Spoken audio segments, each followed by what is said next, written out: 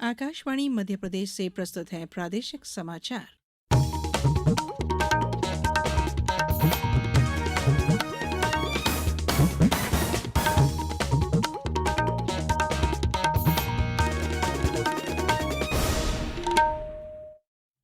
नमस्कार, समाचारों के साथ मैं धारणा सचदेव।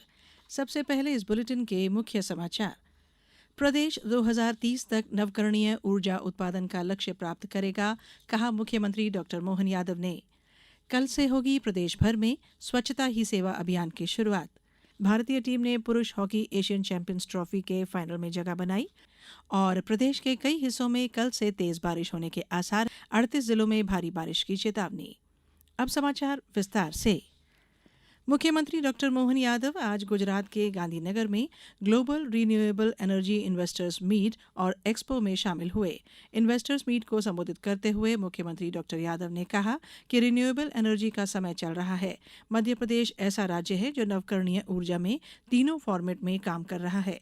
मुख्यमंत्री ने प्रदेश में नवकरणीय ऊर्जा की दिशा में हो रहे कामों की चर्चा की।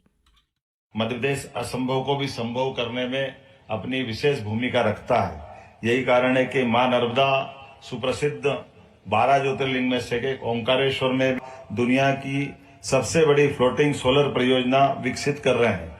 इसके साथ 200 मेगावाट का सोलर पैनल भी हम यहाँ लगा चुके हैं। मैं उम्मीद कर रहा हूं कि जिस प्रकार से पानी की वाष्पीकरण से जो हानि होती है उसको बचाने के लिए एक बड़ी हमारी ये भूमिका रहने वाली है। मुख्यमंत्री डॉ यादव ने प्रदेश में अगले साल फरवरी में होने वाले ग्लोबल इन्वेस्टर समिट के लिए भी इस सेक्टर के निवेशकों को मध्य प्रदेश में निवेश के लिए आमंत्रित किया। उन्होंने कहा कि प्रधानमंत्री श्री मोदी ने नवकरणीय ऊर्जा के माध्यम से वर्ष 2030 तक 500 गीगावाट नवकरणीय ऊर्जा उत्पादन का लक्ष्य दिया है। प्रदेश इस लक्ष्य को हासिल करेगा। चौथे global renewable energy investors meet और एक्सपो री इन्वेस्ट 2024 में मध्य प्रदेश के साथ ही आंध्र प्रदेश, गुजरात, तेलंगाना, राजस्थान, कर्नाटक और उत्तर प्रदेश सक्रिय रूप से हिस्सा ले रहे हैं। इस वर्ष समिट के प्रमुख अंतर्राष्ट्रीय भागीदारों में ऑस्ट्रेलिया, डेनमार्क, जर्मनी और नॉर्वे जैसे देश भी शामिल हैं।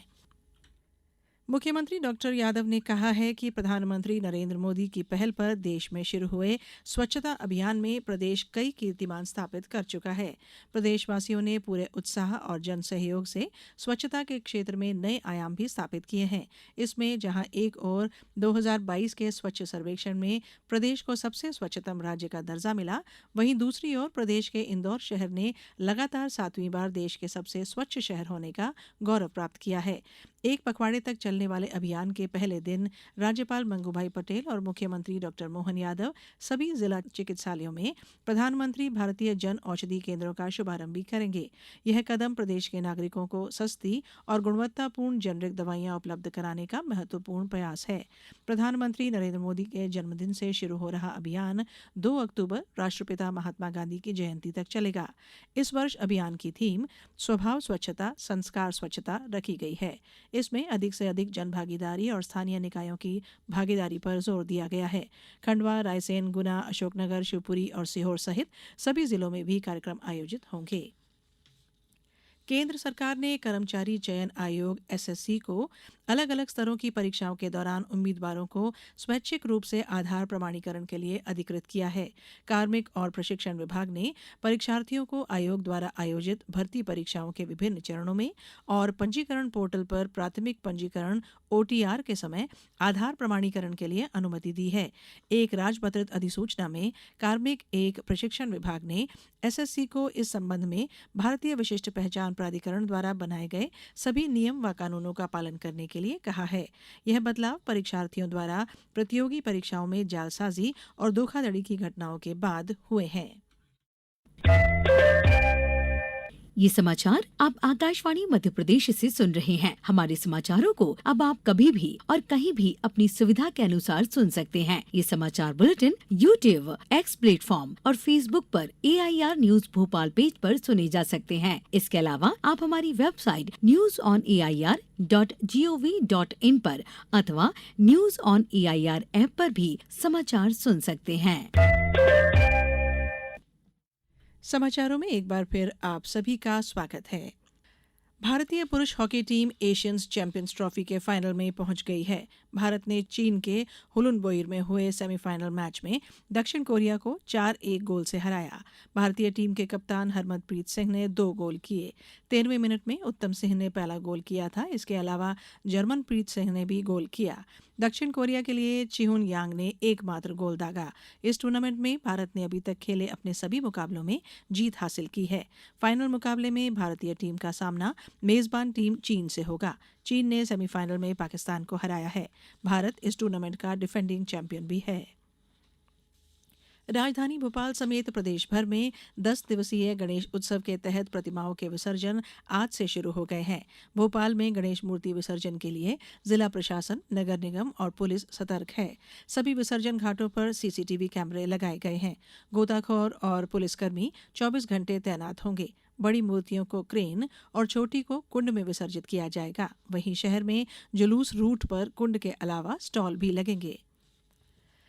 ईद मिलादुन्नबी का त्योहार प्रदेश भर में आज हर्ष और उल्लास के साथ मनाया जा रहा है। इस अवसर पर मिलाद महफिल और सीरत सम्मेलनों का आयोजन किया जा रहा है, जिनमें पैगंबर मोहम्मद के जीवन और उनकी शिक्षाओं के बारे में बताया जा रहा है।